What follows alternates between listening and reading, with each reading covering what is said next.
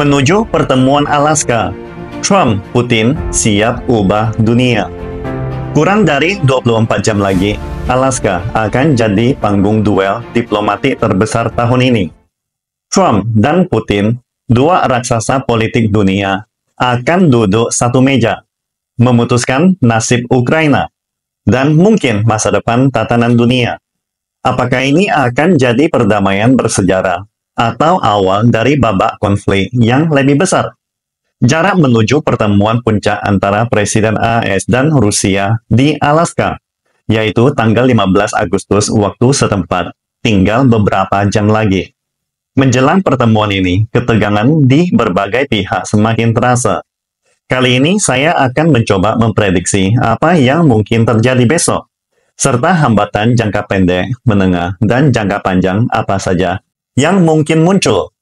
Pertama, dari sisi strategi, bagaimana mengakhiri perang Rusia-Ukraina? Beberapa hari lalu, Presiden Zelensky tiba di Berlin untuk bertemu para pemimpin Eropa. Di waktu yang sama, ia dan para pemimpin Eropa juga melakukan panggilan video dengan Trump, memberi tekanan politik kepadanya. Dengan begitu, hanya 24 jam sebelum pertemuan, Trump benar-benar merasakan tekanan. Pertemuan besok akan fokus pada strategi mengakhiri perang Rusia-Ukraina. Terus terang, ini tugas yang amat sulit, dan banyak pakar tengah membahasnya belakangan ini. Meski penting jika dilihat dari prinsip pertama, isu ini bukanlah inti sejati dari pertemuan puncak AS-Rusia. Kedua, normalisasi hubungan AS-Rusia. Normalisasi hubungan antara dua kekuatan besar ini adalah tren tak terelakkan.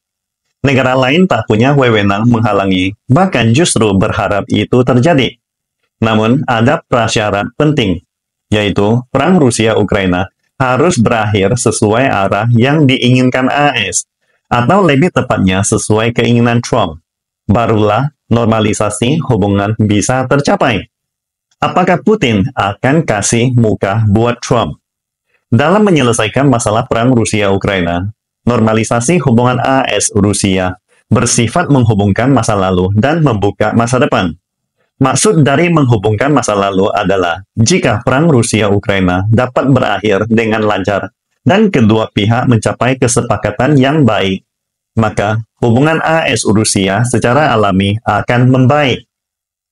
Namun, jika kedua pihak kekurangan visi strategis, negosiasi untuk mengakhiri perang Rusia-Ukraina akan menjadi semakin sulit. Dalam situasi seperti ini, baik Trump maupun Putin tidak akan menjaga muka, dan hubungan AS-Rusia tetap tidak mungkin dinormalisasi. Ketiga, hubungan pribadi Trump-Putin setelah normalisasi. Dampaknya akan terasa pada Eropa, hubungan AS-Eropa hingga tatanan global. Efeknya bisa baru terlihat beberapa tahun lagi, bahkan mungkin hingga dekade 2030-an. Inilah dimensi strategis terdalam yang harus diwaspadai, termasuk oleh Indonesia, meskipun saat ini membicarakannya masih terlalu dini. Strategi sejati tidak hanya fokus pada besok atau minggu depan, tetapi juga pada 5, 10, bahkan 30 tahun ke depan. Dengan waktu tersisa hanya beberapa jam lagi menuju pertemuan Alaska, kita tak perlu terlalu jauh membahas dimensi ketiga. Itu bergantung pada hasil dari dua dimensi pertama. Jadi hari ini, mari fokus pada dimensi pertama, mengakhiri perang Rusia-Ukraina. Isu ini juga terkait dimensi kedua, apakah kedua presiden ini bisa melihat normalisasi hubungan sebagai hal strategis? Jika iya, maka kompromi mungkin terjadi. Jika tidak, setiap jengkal akan dipertahankan mati-matian. Saat ini, saya menilai Trump dan Putin punya semacam kesepahaman strategis untuk mengakhiri perang. Kalau tidak, mereka tidak akan mengabaikan Ukraina dan Eropa, lalu bertemu secara eksklusif.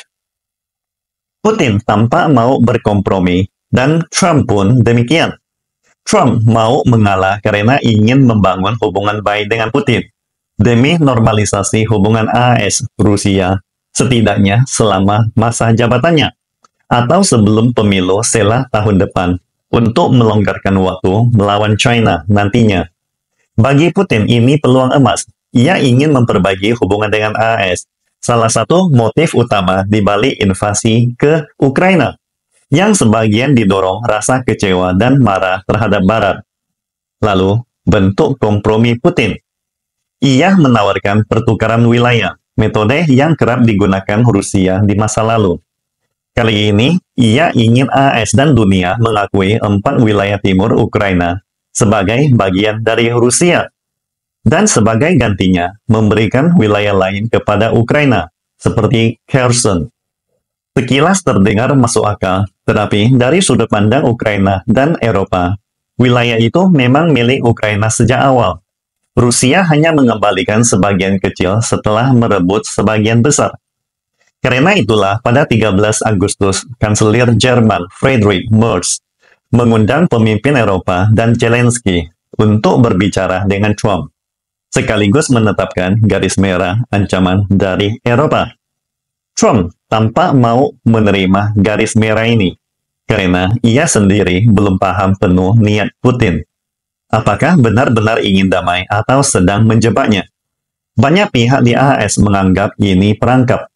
Saya pribadi tak akan langsung menyebutnya perangkap, tetapi jelas Trump sedang mengikuti irama yang dimainkan Putin. Seperti yang sering saya katakan, Trump tetaplah seorang pebisnis. Ia tak seterlatih dan seterencana Putin yang berlatar belakang agen rahasia. Kembali pada garis merah dari pihak Eropa. Intinya ada 5 syarat, seperti gencatan senjata menjadi prasyarat sebelum melanjutkan negosiasi lebih jauh. Setiap perundingan wilayah harus dimulai dari garis depan pertempuran saat ini. Rusia harus menerima jaminan keamanan Barat yang bersifat mengharuskan. Ukraina harus ikut serta dalam perundingan, dan setiap kesepakatan harus mendapat dukungan dari AS dan Eropa, termasuk Ukraina. Kelima syarat ini bersifat bertahap, namun intinya tetap satu, yaitu Ukraina harus berada di meja perundingan dan kepentingannya harus dijamin. Dari sudut pandang Eropa, ini tidak bisa diperdebatkan. Trump sangat memahami hal ini dan menyadari betul bobot dari masing-masing poin tersebut. Terus terang, Trump sama sekali tidak yakin apakah besok bisa mencapai kesepakatan dengan Putin. Karena itu, seperti biasanya, ia selalu memainkan kartu retorika usang yang membosankan, yaitu secara terbuka mengancam jika Putin tidak menerima proposal gencatan senjata dalam pertemuan Alaska. Ia akan menghadapi konsekuensi yang sangat serius. Ini adalah bentuk tekanan maksimal dari Trump. Sebenarnya, 5 syarat yang diajukan Kanselir Jerman Merz juga merupakan bentuk tekanan maksimal. Dengan demikian, saat ini Eropa sedang memberi tekanan maksimal pada AS, sementara AS menekan Rusia dengan cara yang sama. Tentu saja, suasana politik dan opini publik di Rusia saat ini tidak setransparan di Barat. Namun, mayoritas kalangan di Rusia menentang kesepakatan apapun dengan Trump, karena mereka menganggap Trump adalah pebisnis yang sangat licik. Pasalnya, operasi militer khusus di Ukraina telah dibingkai dan dikemas dalam negeri sebagai tindakan patriotik. Karena itu, sulit bagi mereka untuk menerima kesepakatan dengan Barat yang berpotensi merugikan kepentingan Rusia. Ini adalah pandangan mayoritas kalangan garis keras di Rusia. Menurut mereka, tidak ada yang namanya pertukaran wilayah. Semua wilayah harus menjadi milik Rusia sepenuhnya. Berhubung Uni Soviet dulunya memiliki kecenderungan merebut wilayah negara lain.